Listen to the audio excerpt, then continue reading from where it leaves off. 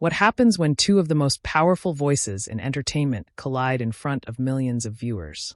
When pride meets passion and egos clash so violently that cameras can barely capture the explosive aftermath. Today, we're diving into the most shocking television moment that had social media buzzing for weeks. A confrontation so intense that it left both stars questioning everything they thought they knew about each other. Before we get into this incredible story, make sure to hit that subscribe button and drop a comment below telling me what you think really caused this massive blow-up between these two entertainment giants. Now, let's get into what really happened when Simon Cowell appeared on Jennifer Hudson's talk show. The studio lights were blazing as Jennifer Hudson settled into her signature chair, the one that had become synonymous with her warm, welcoming interviewing style. Across from her sat Simon Cowell, the man whose razor-sharp critiques had launched 1,000 dreams and crushed just as many. What should have been a routine promotional interview was about to become television gold. "Simon, welcome back to the show," Jennifer began, her voice carrying that familiar warmth that had made her America's sweetheart. "It's always such a pleasure having you here." Simon leaned back in his chair, that trademark smirk playing across his lips. "Well, Jennifer, the pleasure is always mutual. Though, I have to say, I'm curious about some of the things you've been saying lately." The temperature in the room seemed to drop a few degrees. Jennifer's smile faltered slightly, but she maintained her composure. "What things would those be, Simon?" "Oh, you know exactly what I'm talking about," Simon replied, his voice taking on that familiar edge that contestants on his shows knew all too well. "Your recent comments about the music industry, about how judges like me are supposedly crushing dreams rather than creating stars." Jennifer shifted in her seat, her media training kicking in as she tried to navigate what was clearly becoming dangerous territory. "I think there might be some misunderstanding there, Simon. I've always been grateful for the platform shows like American Idol gave me." "Grateful?" Simon's eyebrows shot up, his tone becoming increasingly incredulous. "That's interesting because from where I'm sitting, it sounds like you've been taking quite a few shots at the very people who helped make you who you are today." The audience in the studio was completely silent now, sensing that something unprecedented was unfolding before their eyes. Jennifer's producer in the control room was frantically gesturing, unsure whether to cut to commercial or let this explosive moment play out. "Simon, I think you're mischaracterizing what I said," Jennifer responded, her voice gaining strength. "I've always supported young artists, and I've always believed in constructive criticism rather than tearing people down for entertainment value." Simon's laugh was sharp and humorless. "Constructive criticism. Is that what we're calling it now?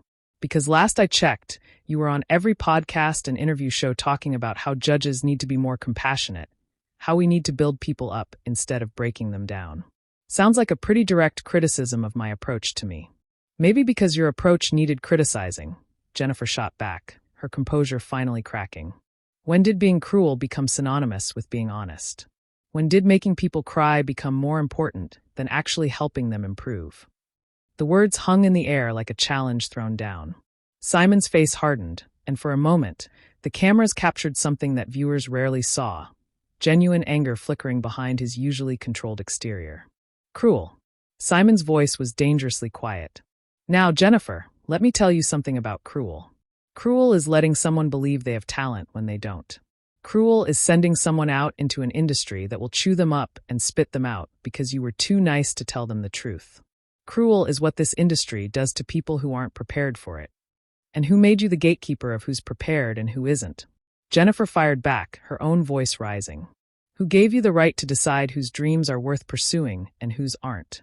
Simon leaned forward in his chair, his eyes locked on Jennifer's. "Experience gave me that right. Success gave me that right. The fact that I've been in this business longer than you've been alive gave me that right." "Longer than I've been alive." Jennifer's voice was incredulous. "Simon, I may not have your years in the industry, but I've earned every single thing I have. I didn't get here by tearing other people down. I got here by lifting them up." "Is that so?" Simon's tone was mocking now. "And how exactly did you get your start, Jennifer? Remind me, what show was it that gave you your big break? What panel of judges decided you were worth investing in?" The question hit like a physical blow. Jennifer's face flushed, and for a moment, she was speechless. The irony wasn't lost on anyone in the room, least of all her.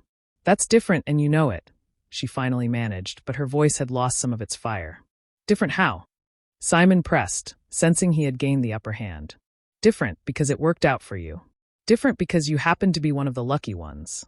Jennifer's hands were trembling slightly, but her voice found its strength again. You want to talk about creating stars, Simon? Let's talk about it. Let's talk about how many people you've destroyed in the process. How many talented individuals walked away from music forever because you convinced them they weren't good enough. Simon's jaw tightened.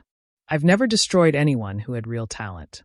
If someone gave up because of my criticism, then they weren't meant for this business in the first place. This industry requires thick skin, Jennifer. Something you seem to have forgotten. Thick skin or broken spirit? Jennifer shot back. There's a difference between preparing someone for the industry and breaking them down for television ratings. You turned rejection into entertainment, Simon. You made people's pain your brand. My brand. Simon's laugh was bitter. My brand is honesty. My brand is results. How many careers have I launched? How many dreams have I made real? You wouldn't even be sitting in that chair if it weren't for shows like the ones I created. And there it is, Jennifer said, her voice gaining momentum. You think you own everyone's success. You think because you were part of someone's journey, you get to take credit for their entire career. That's not how it works, Simon. Simon stood up abruptly, his composure finally cracking completely. Take credit? I don't take credit, Jennifer. I earn it every single day. While you're here playing the compassionate host, I'm still out there finding the next generation of talent. I'm still putting my reputation on the line for people who might not make it. Sitting behind a desk doesn't make you brave. Jennifer responded, rising to meet his energy. Real courage is getting up there and performing.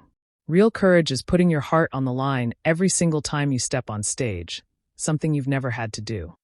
The accusation hung in the air like a gauntlet thrown down. Simon's face went completely pale, then flushed red with anger. Never had to do. You think I don't know what it's like to fail? You think I haven't put everything on the line for this business?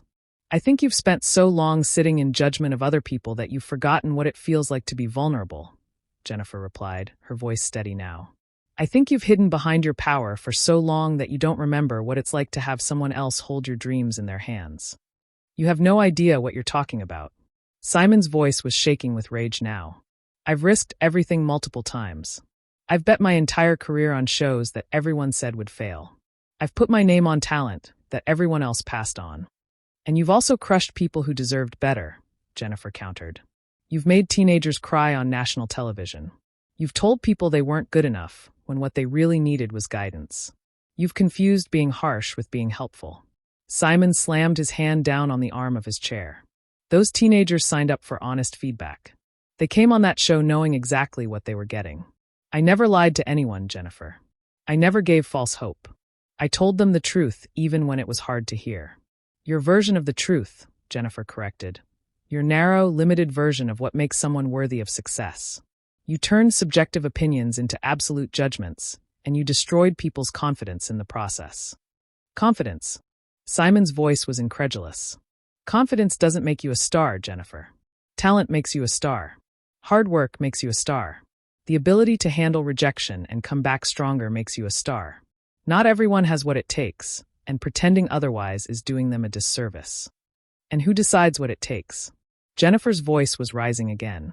You, some panel of industry executives who've never stood on a stage and poured their heart out. The same people who told me I wasn't pretty enough, wasn't thin enough, wasn't marketable enough. Simon paused, something flickering across his face. What are you talking about? Oh, you don't remember? Jennifer's smile was sharp now. You don't remember the meeting where your team suggested I needed to lose weight before my first album? You don't remember the conversation about whether America was ready for someone who looked like me. The studio was dead silent.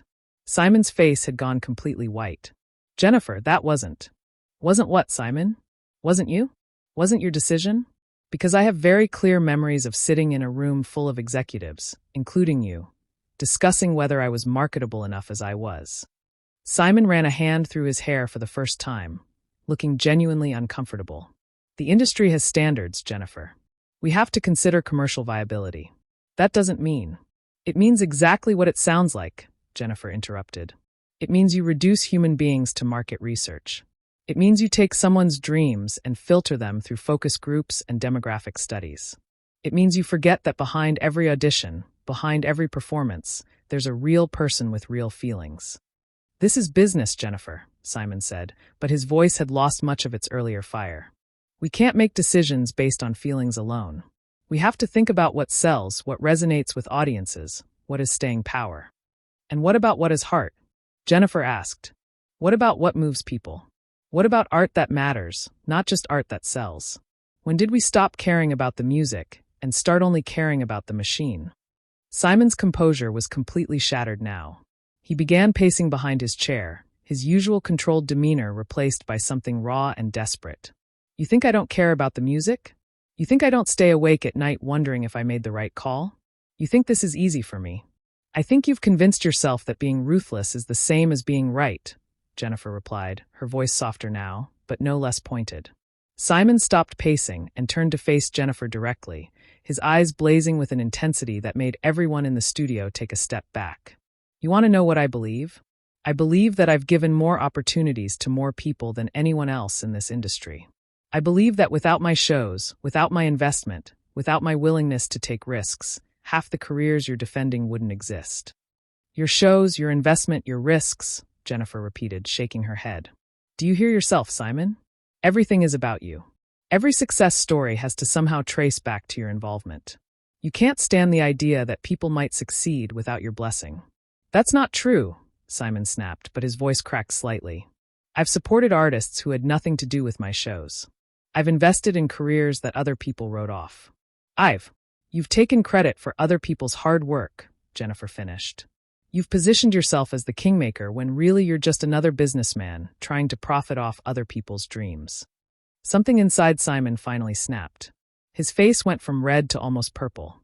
And when he spoke, his voice was louder than anyone had ever heard it. Profit? You think this is about profit? You think I've spent 20 years of my life missing family dinners, missing holidays, missing birthdays, working 18-hour days just to make money? The cameras zoomed in on his face, capturing every detail of his breakdown. Jennifer looked genuinely shocked at the volume and intensity of his outburst. I've given everything to this industry, Simon continued, his voice now booming through the studio. I've sacrificed relationships. I've sacrificed my health. I've sacrificed any chance at a normal life because I believed in what I was doing. I believed I was making a difference by crushing people. Jennifer asked, but her voice was quieter now, almost uncertain in the face of Simon's raw emotion. By being honest with them, Simon roared back. By giving them the truth that no one else would give them?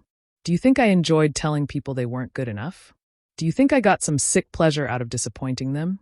He was gesturing wildly now, his usual controlled demeanor completely gone. Every single rejection I gave haunted me. Every person who walked away crying.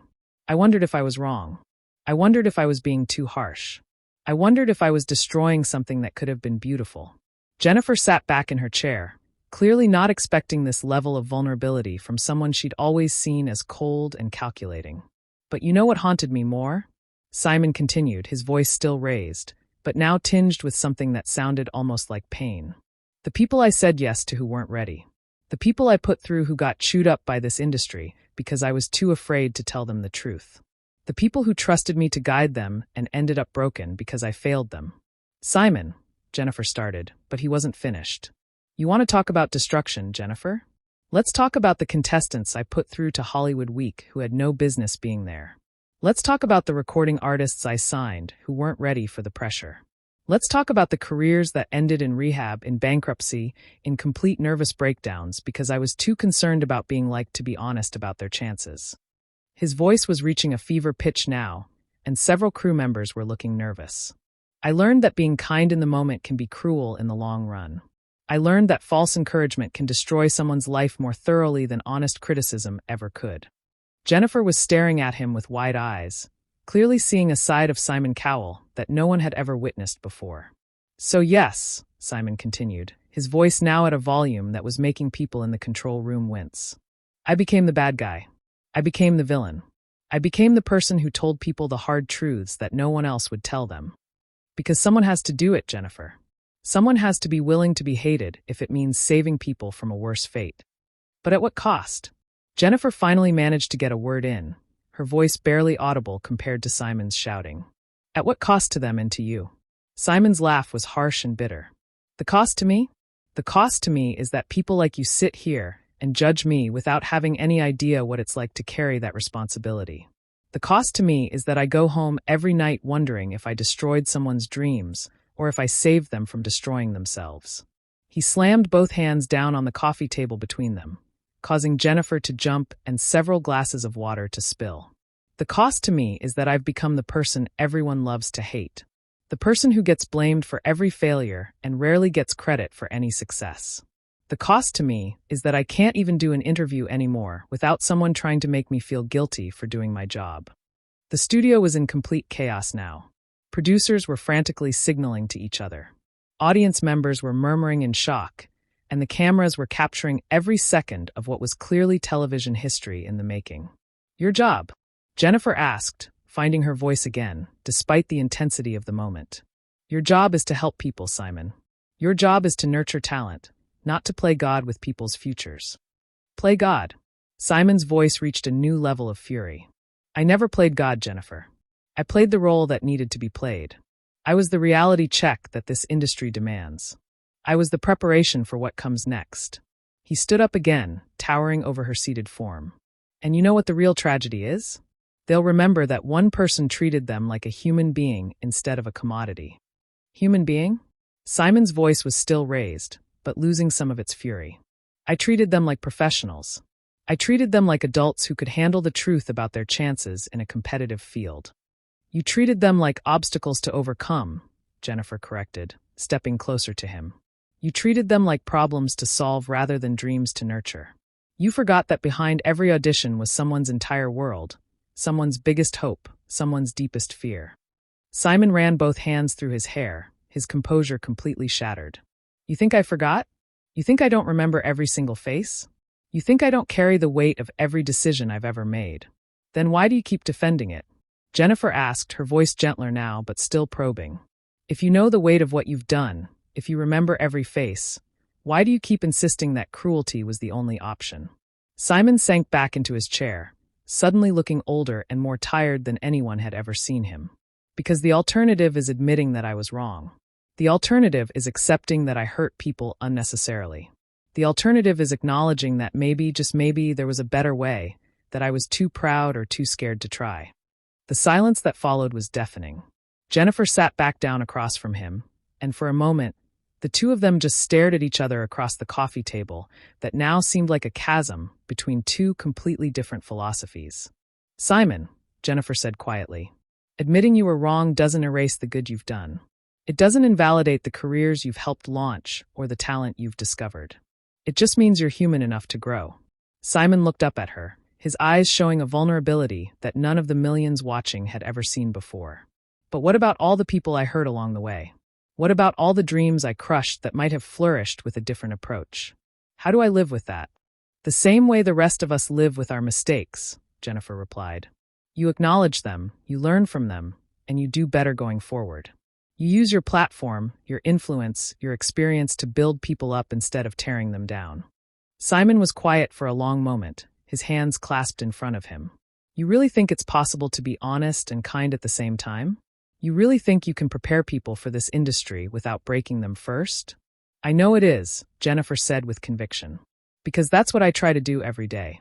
When I give feedback to artists, when I mentor young performers, when I use my platform to speak about this industry, I try to tell the truth wrapped in hope instead of delivered with a hammer." "Truth wrapped in hope," Simon repeated slowly as if testing the words. "I'm not sure I know how to do that, Jennifer. I've been the bad guy for so long. I'm not sure I remember how to be anything else." Jennifer leaned forward in her chair. "Then learn. You're still here. You still have influence. You still have the ability to change how you do things. The question is whether you're brave enough to try a different approach." Simon looked directly into the cameras for the first time since his outburst, as if suddenly remembering that millions of people were watching this incredibly personal moment unfold. "Maybe you're right," he said quietly. "Maybe it's time to try something different." "It's never too late to change the narrative, Simon," Jennifer said, her voice warm again. "It's never too late to become the mentor you wish you'd had when you were starting out." Simon nodded slowly, seeming to consider her words carefully. "I suppose the question is whether the industry will let me change, whether audiences will accept a different version of Simon Cowell." "The industry will adapt," Jennifer replied. Audiences will follow authentic leadership. The real question is whether you're ready to be vulnerable enough to show people who you really are. Underneath all that armor, Simon looked at her with something that might have been gratitude mixed with exhaustion. This conversation wasn't what I expected when I came here today. Jennifer smiled, the first genuine smile she'd shown since the interview began. The best conversations never are. They're the ones that challenge us, that make us question everything we thought we knew about ourselves and our choices. I owe you an apology, Simon said suddenly, for the wait comment, for questioning your journey, for trying to diminish your success. That wasn't fair and it wasn't accurate. And I owe you one too, Jennifer replied. For assuming the worst about your motivations, for not considering the pressure you've carried, for not acknowledging the impossible position you've been in.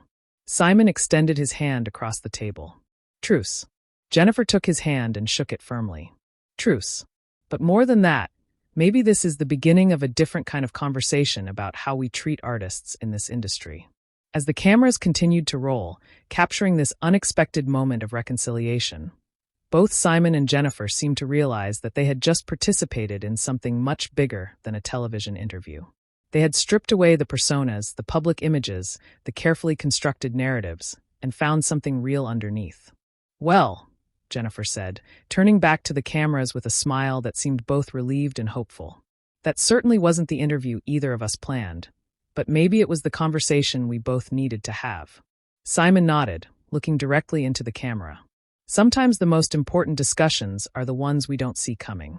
The two stars sat back in their chairs, both looking emotionally drained, but somehow lighter, as if a weight had been lifted from both of their shoulders. So there you have it. One of the most explosive and ultimately transformative moments in television history. Two entertainment giants stripped down to their core beliefs, their deepest fears, and their most profound hopes for the industry they both love. What do you think drove this incredible confrontation? Was it years of built-up tension or something deeper about how we treat artists in the entertainment world? Drop your thoughts in the comments below, and make sure to subscribe for more incredible stories from the world of entertainment.